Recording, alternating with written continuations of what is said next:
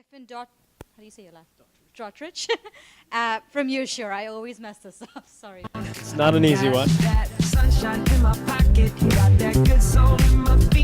And a couple quick disclaimers. One, I didn't choose my song, Priyanka did, but she did a pretty nice job. The second one is that we also make urine tests, so forgive me if there's some recycled jokes and analogies in here. My name is Giffen Dottridge. I'm here today to talk with you about my startup, UrSure Inc. We are addressing the issue of medication adherence, which is an incredibly expensive and deadly problem throughout the world.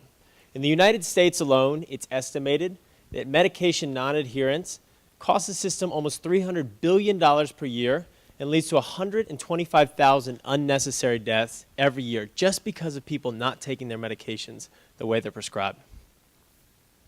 The way UrSure addresses this is by making urine tests that measure and improve medication adherence. We've done multiple studies to validate our tests. We have a lab test that is commercialized and being used by 5 customers. We've developed a prototype of a point-of-care test, which I'll pull out here. Again, looks just like a pregnancy test, similar to what we've seen. And we have multiple funders and public and private partners in place.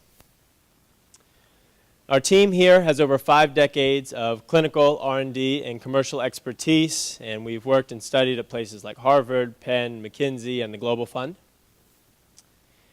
The way UrSure got its start is my co-founder and I are both doctors. She's an infectious disease physician, and we started a clinic in Philadelphia. In this clinic, we were providing an amazing drug called PrEP to young gay men of color. This drug perfectly prevents HIV if you take it every single day. Now, unfortunately, several of the patients in our clinic became HIV positive because they were struggling with adherence. And Michael was one of those patients. He became HIV positive at the age of 24, even though he was on a drug that should have perfectly prevented that infection. It happened because of non-adherence, and so when Helen and I thought about this issue and how do we make sure it doesn't happen again, we realized that non-adherence really boiled down to 2 major things. Number one, as providers, we didn't know who was and was not taking their medication. Patient self-report is very inaccurate and often overestimates actual adherence. And the other issue was our patients were not optimally motivated to take their drug. They would take it and they would say, you know, I don't feel any different. And as a result, over time, adherence would wane. So we decided to start UrSure to make sure this didn't happen again. Our first product was a lab-based urine test that would measure the levels of the drug in the patient's system and allow us to diagnose objectively non-adherence. Additionally, our tests allowed the patient to see the drug was in their system at a level consistent with protection, which remember is a very powerful motivator for remaining adherent. The beauty of our tests is that they require no additional clinical visits and no additional samples. Patients are already coming in every 3 months and giving urine samples. We just take a small amount of that urine and use that for our adherence testing. And as I mentioned, we're also developing a point-of-care version of this test so that we can deliver these results in 10 minutes and counsel the patient during the clinical visit. This test, when we initially thought about it, we realized that HIV made a great initial commercial market. There are 21 million people worldwide taking this drug tenofovir for either HIV prevention or treatment.